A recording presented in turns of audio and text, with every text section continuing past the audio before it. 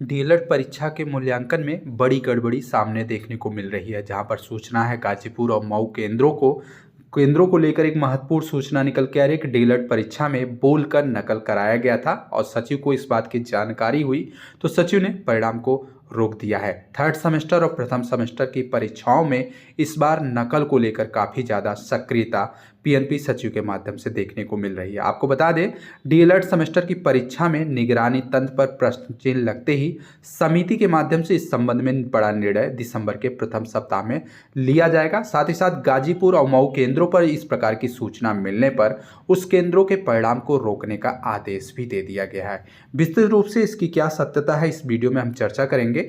दूसरी बड़ी अपडेट पर बात करें तो आप सभी को बता दें कि 40% से अधिक दिव्यांगता पर 4% आरक्षण को लेकर एक महत्वपूर्ण सूचना समाचार पत्रों में देखने को मिल रही है। इसके अलावा अगर हम बात करें तो नए सत्र से 1 वर्षीय पीजी कोर्स में दाखिले को लेकर एक बड़ी अपडेट निकल के आ रही है। तो तीन महत्वपूर्ण अपडेट हैं जिसकी चर्चा हम इस वीडियो में करने जा रहे हैं, तो वीडियो को लास्ट तक जरूर देखिएगा। तो पहली अपडेट है डीएलएड प्रशिक्षकों के परीक्षा फल को लेकर। जैसा कि सूचना है, डिप्लोमा इन एलिमेंट्री एजुकेशन यानी कि डीएलएड का सेमेस्टर वाइज परीक्षाएं हो चुकी हैं। इस परीक्षा में गाजीपुर और मऊ में बोलकर नकल कराए जाने का मामला और उत्तर पुस्तिका के मूल्यांकन के दौरान इस बात की जांच के में पकड़ में आया है, जहां पर गाजीपुर की उत्तर पुस्तिकाओं के पर्यवेक्षकों की रिपोर्ट पर मूल्यांकन केंद्र की तरफ से उत्तर प्रदेश परीक्षा नियामक पीएनपी कार्यालय को जानकारी दी गई और ये भी बताया गया कि लिखे गए उत्तरों का जो क्रम है और दिए गए उदाहरण एक जैसे होने से नकल किए जाने की आशंका बरकरार है। उधर परीक्षा के 10 दिन के बाद भी जमा कराई गई मऊ जिले की उत्तर पुस्तिकाओं के एक बंडल में सामूहिक नकल का मामला देखने को मिल रहा है। इसकी जांच करने के साथ साथ पीएनपी सचिव अनिल भूषण चतुर्वेदी ने दोनों केंद्रों पर सम्मिलित हुए लगभग 800 परीक्षार्थियों का परीक्षा फल रोक दिया है। वर्ष 2024 में प्रदेश भर में कराई गई तृतीय सेमेस्टर की परीक्षाएं की उत्तर पुस्तिकाओं का मूल्यांकन करने के लिए अलग अलग जिलों में भेजी गई थी। मूल्यांकन के दौरान गाजीपुर की गणित और विज्ञान की उत्तर पुस्तिका में सामूहिक नकल की आशंका पर मूल्यांकन के जो केंद्र प्रभारी ने निर्णय लेने के लिए उत्तर पुस्तिकाओं का बंडल पीएनपी सचिव को भेज दिया है। इस केंद्र पर लगभग 500 अभ्यर्थी शामिल हुए थे। इसके अलावा मऊ में परीक्षा के 10 दिन के बाद तृतीय सेमेस्टर की गणित विषय के करीब 300 उत्तर पुस्तिकाओं का बंडल यह कहकर पीएनपी कार्यालय को अलग से भेजा गया है कि केंद्र पर छूट गया था। इसकी सत्यता परखने के लिए उत्तर पुस्तिकाओं का जो मूल्यांकन है सचिव ने विशेषज्ञों से कराया, तो वहाँ भी मामला सामूहिक नकल का प्रतीत हुआ। ऐसे में दोनों केंद्रों के व्यवस्थापक और दोनों जनपदों के जिला शिक्षा प्रशिक्षण संस्थान डायट के प्राचार्यों को बुलाकर सचिव ने इस संबंध में जांच पड़ताल भी की और पूछताछ भी की। मामले की परीक्षा नियामक समिति के समक्ष रखकर अग्रिम कार्यवाही करने के लिए निर्णय आगामी दिनों में लिया जाएगा। आपको बता दें कि गाजीपुर की लगभग 300 कापियों का बंडल 10 दिन के बाद जमा करने को लेकर प्रश्न उठा और यह मामला संज्ञान में आया पीएनपी सचिव को। इसके अलावा अगर हम बात करें तो आपको बता दें कि डीएलएड सेमेस्टर परीक्षाओं में निगरानी तंत्र पर बड़ा प्रश्न चिन्ह लग चुका है। सामूहिक नकल के आरोप में गाजीपुर और मऊ के दोनों केंद्रों का परिणाम रोक दिया गया है। डिप्लोमा इन एलिमेंट्री एजुकेशन की सेमेस्टर की परीक्षाएं मऊ और गाजीपुर के एक एक केंद्र पर नकल बोल कर कराए जाने का मामला आने के बाद निगरानी दल की कार्यशैली पर भी प्रश्न चिन्ह उठ रहा है। आपको बता दें, सामूहिक नकल का जो मामला है वर्ष 2024 के दौरान गणित और विज्ञान की दोनों विषयों की परीक्षा में देखने को मिला, जिसका परीक्षा फल रोक दिया गया है। दोनों केंद्रों की परीक्षा के मामले में जो अंतिम निर्णय है वो पीएनपी सचिव के माध्यम से जो बैठक लिया जाएगा उस बैठक में निर्णय लिया जाएगा, लेकिन निगरानी जो तंत्र है वो भी कटघरे में आ चुका है। डीएलएड प्रथम और तृतीय सेमेस्टर की जो परीक्षाएं हैं 8 से 14 अगस्त तक आयोजित की गई थी पूरे प्रदेश में। परीक्षा संपन्न होने के बाद केंद्रों से उत्तर पुस्तिकाओं का बंडल भेजना था, लेकिन मऊ जिले के एक केंद्र में 350 उत्तर पुस्तिकाओं का जो बंडल है 10 दिन के बाद मूल्यांकन के लिए भेजा गया।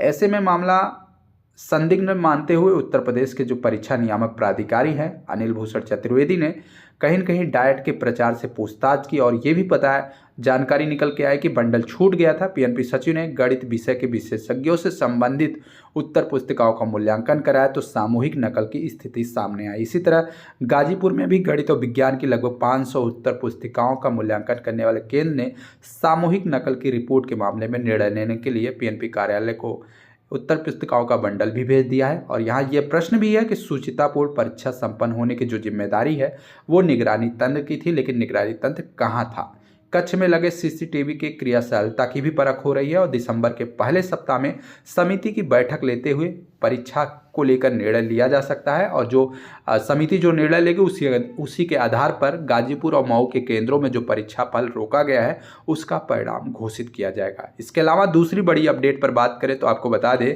कि 40% से अधिक दिव्यांगता वाले को 4% आरक्षण देने का निर्णय ले लिया गया है। केंद्र ने एकरूपता के लिए दिव्यांग आरक्षण के दिशा निर्देश तय कर दिए हैं।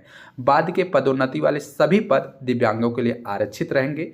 पूरी सूचना पर चर्चा करें तो आपको बता दें केंद्र ने कम से कम 40% दिव्यांग व्यक्तियों के लिए आरक्षण और पदों की पहचान सुव्यवस्थित करने के लिए व्यापक दिशा और निर्देश जारी कर दिए हैं।